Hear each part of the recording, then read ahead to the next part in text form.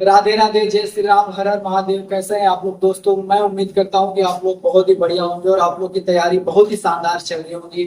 और मैं रौनक सिंह एक बार फिर से आप लोग का राम क्लासेस के प्यारे से प्लेटफॉर्म पर हार्दिक स्वागत, अभिनंदन, उसी के साथ साथ इस्तकबाल भी करता हूं। तो आपको बता दूं कि इससे पहले वाली वीडियो हम लोग मौर्य सम्राट रिलेटेड सारे के सारे कंटेंट पढ़ चुके थे, जो कि आपकी परीक्षाओं के लिए सफिशियंट, उससे ज्यादा उससे बाहर नहीं है। आप बस उतना आप उसको शॉर्ट नोट्स बनाना है और रिवीजन पे रिवीजन करना, बस उससे ज्यादा कुछ नहीं करना है। और उसके बाद हम लोग मौर्य साम्राज्य पढ़ चुके हैं, बौद्ध धर्म, जैन धर्म, वैदिक सभ्यता, हड़प्पा सभ्यता, सारे के सारे वीडियो यूट्यूब पर अपलोड है, जो कि इसी चैनल पे आपको मिलेंगे, जो कि फ्री ऑफ कॉस्ट रहेंगे। और आप लोग बस मन से तैयारी करते रहिए, उसी के साथ हम लोग अपना सेशन शुरुआत करें। तो चलिए उसी के साथ आज हम लोग देखते हैं। तो मौर्य साम्राज्य, हालांकि हम लोग इतना तो जान गए थे कि चंद्रगुप्त मौर्य उसका स्थापना किए थे, उसके बाद बिंदुसार राजा बना, अशोक बने। तो आपको बता दें कि परीक्षाओं में मोस्टली यही तीन राजाओं से ही इंपॉर्टेंट इंपॉर्टेंट क्वेश्चन पूछा जाता है। और उसके बाद एक चीज और कभी कभी फंसा लिया जाता है कि मौर्य साम्राज्य के अंतिम शासक कौन। तो आप बता देंगे कि मौर्य साम्राज्य का अंतिम शासक वृत्रथ। उम्मीद करते हैं आप लोग को इससे कोई भी दिक्कत परेशानी नहीं। तो चलिए आगे देखते हैं। अब इसमें हम लोग ये देखते हैं कि अब मौर्य वंश के बाद कौन सा वंश आया। तो ये मौर्य वंश के बाद शुंग वंश। तो क्या हुआ था कि इसके संस्थापक पुष्यमित्र शुंग थे। पुष्यमित्र शुंग थे जो कि मौर्य साम्राज्य का अंतिम शासक वृत्रथ का हत्या करके शुंग वंश का स्थापना किया गया था। शुंग वंश ये जो है यह ब्राह्मण परिवार से संबंधित माना जाता है, कि ऐसा पहला वंश है कि जो ब्राह्मण परिवार से, ब्राह्मण कुल से आया है, जो कि राजगद्दी पर राज कर। तो ये बताया जाता है कि मौर्य साम्राज्य का अंतिम शासक जो कि वृत्रथ था, उसका हत्या करके पुष्यमित्र शुंग वंश की स्थापना किए। अब उसके बाद हम लोग आगे देखते हैं। अब आगे यह देखते हैं कि पुष्यमित्र शुंग के बाद उसका पुत्र अग्निमित्र शासक बना, यानी कि पुष्यमित्र तो बना, फिर अब उसके बाद उसका पुत्र अग्निमित्र शासक बना। अब क्या हुआ कि कालिदास उस वक्त दरबारी थे। तो कालिदास क्या हुआ कि मालविका अग्निमित्र एक किताब की रचना की, जिसमें मालविका एक महिला है और अग्निमित्र एक राजा है। एक महिला और राजा के मध्य का प्रेम की कहानी को कालिदास ने वर्णन किया है, और उस बुक का नाम है मालविका अग्निमित्र। यह कई बार परीक्षाओं में पूछा जा चुका है। यह वैसे तो क्वेश्चन आपका हिंदी से है, लेकिन यह हिस्ट्री से भी रिलेटेड हो जाए। तो आगे देखते हैं। अब इसके बाद हम लोग यह देखते हैं कि शुंग वंश का अंतिम शासक कौन था। तो देवभूति शुंग वंश का अंतिम शासक था। इसका मंत्री वासुदेव ने खुद से इसका हत्या करके कर्ण वंश का स्थापना किया, यानी कि जो शुंग वंश है, शुंग वंश का अंतिम शासक वासुमित्र था, क्योंकि सॉरी वासुमित्र नहीं, देवभूति। शुंग वंश का अंतिम शासक देवभूति था, जिसका हत्या वासुदेव ने करके कर्ण वंश की स्थापना की। कर्ण वंश में मुख्यतः चार राजाओं का ही वर्णन किया गया है। पहला है वासुदेव, दूसरा है भूमिमित्र, तीसरा है नारायण और चौथा है सुशर्मा। यानी कि कर्ण वंश के चार मुख्य राजा ही थे, वासुदेव, भूमिमित्र, नारायण, सुशर्मा। सुशर्मा कर्ण वंश के अंतिम राजा। और कर्ण वंश का संस्थापक कौन थे? तो वासुदेव थे। वासुदेव देवभूति का हत्या करके कर्ण वंश की स्थापना की। अब उसके बाद क्या? कर्ण वंश के बाद सातवाहन वंश आता है। सातवाहन वंश क्या होता है कि इसके राजा सिमुक जो थे, वह सुशर्मा की हत्या करके सातवाहन वंश की स्थापना करते थे। उस वक्त इसका राजधानी प्रतिष्ठान। अब उसके बाद आगे कि सातवाहन वंश के प्रमुख शासक और कौन थे? तो सतकर्णी प्रथम थे, जिन्होंने अपना प्रथम राजधानी, पहले तो राजधानी प्रतिष्ठान था, लेकिन इन्होंने अपना राजधानी अमरावती बनाया, जो कि आंध्र प्रदेश है। उम्मीद करते हैं आप लोग को इसमें कोई भी दिक्कत या परेशानी नहीं आ रही। अब आगे देखते हैं हम लोग। अब उसके बाद देखते हैं जो सतकर्णी प्रथम था, इसने अपने आप को दक्षिणा अधिपति का नाम धारण कर लिया था, और यह सबसे ज्यादा अपना साम्राज्य के विस्तार दक्षिण राज्य और दक्षिण प्रांतों में ही किया था। इसीलिए इसने अपना नाम दक्षिण अधिपति के नाम से संबोधित किया। अब उसके बाद आगे देखते हैं। अब ये जो सतकर्णी प्रथम है, इसके बारे में पता कैसा चलता है?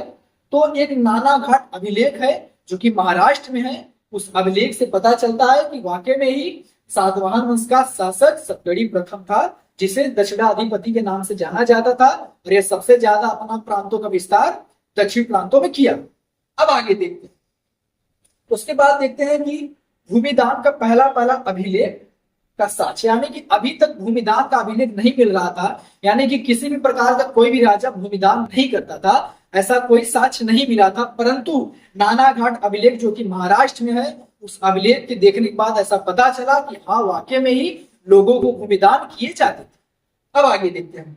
अब उसके बाद देखते हैं गौतमी पुत्र सतकर्णी, जो कि सातवाहन वंश के ही राजा। तो गौतमी पुत्र सतकर्णी इस वंश का महान शासक था, यानी कि सातवाहन वंश का महान शासक कौन था? तो गौतमी पुत्र सतकर्णी। उसके बाद देखते हैं कि नासिक अभिलेख जो है, नासिक अभिलेख से गौतमी पुत्र सतकर्णी के बारे में पता चलता है। इसे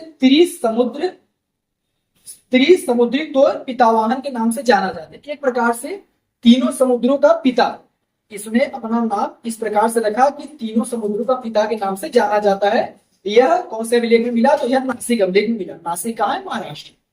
उसके बाद हम लोग देखते हैं कि इस वंश का अंतिम शासक यज्ञश्री था, यानी कि सातवाहन वंश का स्थापना राजा सिमुक ने किया था। राजा सिमुक सुशर्मा की हत्या करके सातवाहन वंश का स्थापना किया था।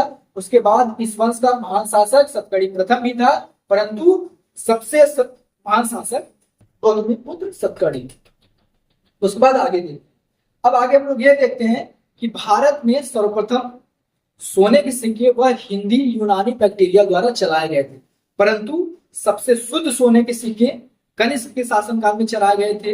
लेकिन सबसे ज्यादा सोने के सिक्के यह गुप्त काल से चलाए गए। तो वैसे आपको बता दूं कि मौर्य वंश से ही सोने के सिक्के चलाना प्रारंभ हो गई थी, लेकिन सर्वप्रथम हिंदी यूनानी बैक्टीरिया द्वारा ही सोने के सिक्के का चलाने का प्रचलन प्रारंभ हुआ था, परंतु उतना उसमें शुद्धता नहीं थी जितना कनिष्क के शासनकाल में हुआ था। कनिष्क जो कि कुषाण वंश से संबंधित। अब इसके बारे में हम लोग आगे देखते। अब आगे हम लोग यह देखते हैं कि सातवाहन वंश खत्म हो गया। अब उसके बाद देखते हैं शक वंश। शक वंश क्या बड़े भैया? उसमें यह देखते हैं कि यह सीरिया का मूल निवासी, शक में यह सीरिया का मूल निवासी था। इसका आगमन भारत में कैसा हुआ? तो अफगानिस्तान द्वारा, क्योंकि अफगानिस्तान और भारत में एक गोलन दर्रा, दर्रा जो हम लोग ज्योग्राफी पढ़ेंगे तो इसमें देखेंगे, तो उसी द्वारा यह लोग भारत में आगमन किए थे। फिर इसके बाद देखते हैं कि जो शक था यह खुद को क्षत्रप का, यानी कि इसने अपने खुद के नाम को संबोधित किया क्षत्रप। उसके बाद देखते हैं कि शक वंश का प्रथम शासक कौन था? तो मेगा माउस। अब उसके बाद देखते हैं कि शक वंश का सबसे प्रतापी शासक कौन था? तो रुद्रदामन। रुद्रदामन शक वंश का सबसे प्रतापी शासक माना जाता। फिर उसके बाद देखते हैं कि रुद्रदामन ने जूनागढ़ अभिलेख लिखा है, जो हम लोग सम्राट अशोक चंद्रगुप्त मौर्य में पढ़े थे कि गुजरात के गिरनार जिले में सुदर्शन झील का निर्माण कराया गया था। तो किसके नेतृत्व में? तो पुष्पति। तो वही है ये जूनागढ़। जूनागढ़ कहाँ है भैया? तो जूनागढ़ आपके गुजरात। अब आगे देखते हैं शक वंश के अंतिम शासक कौन थे? तो शक वंश के अंतिम शासक रुद्र सिंह प्रथम। ये कई बार परीक्षा में पूछा जा चुका है कि शक वंश का अंतिम शासक कौन है? तो रुद्र सिंह प्रथम। उसके बाद देखते हैं कि शक वंश के बाद आता है पल्लव। पल्लव वंश में क्या होता है भैया? अब पल्लव वंश में यह देखता है जिस प्रकार से शक वंश या सीरिया के मूल निवासी थे, ठीक उसी प्रकार से पल्लव वंश है ईरान के मूल निवासी। इसका राजधानी क्या है? तो इसका राजधानी तक्षशिला है, यानी कि पल्लवों की जो राजधानी है वह तक्षशिला है। अब उसके बाद आगे देखते हैं कि पल्लव वंश के सबसे प्रतापी शासक कौन थे? तो गोंडो फर्निस, यानी कि पल्लव वंश के सबसे प्रतापी शासक गोंडो फर्निस था। सेंट थॉमस रो जो कि भारत में आया था, तो वो किसके शासनकाल में पहली बार आया था? तो गोंडो फर्निस के शासनकाल में सेंट थॉमस रो भारत में आया था। Most important topics.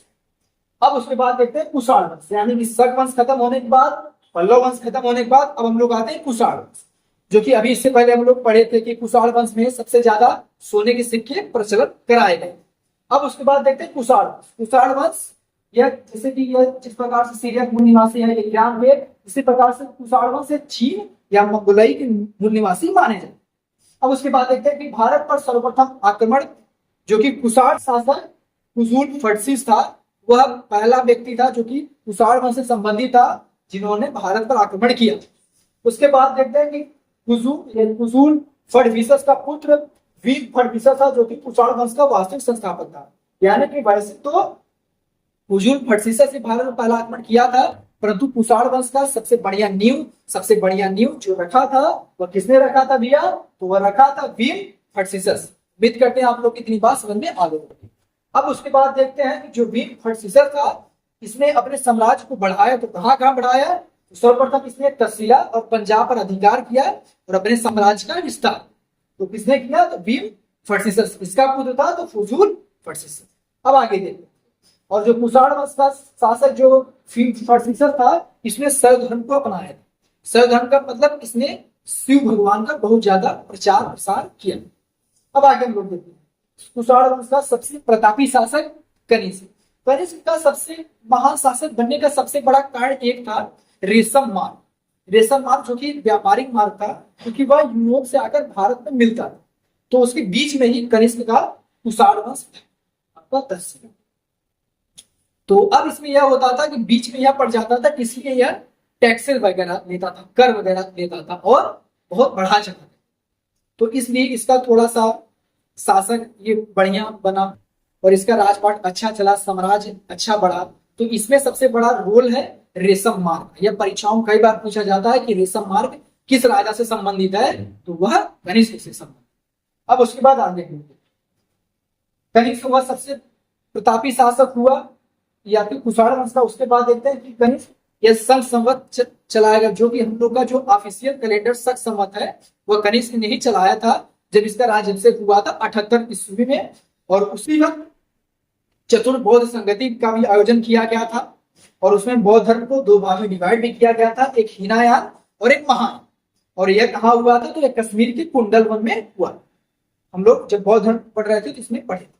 अब उसके बाद आगे फिर देखते हैं कि कनिष्क जो था ये अपने आप को देवपुत्र के नाम से संबोधित करता था, यानी कि वह खुद को देव का पुत्र मानता और राजाओं का राजा।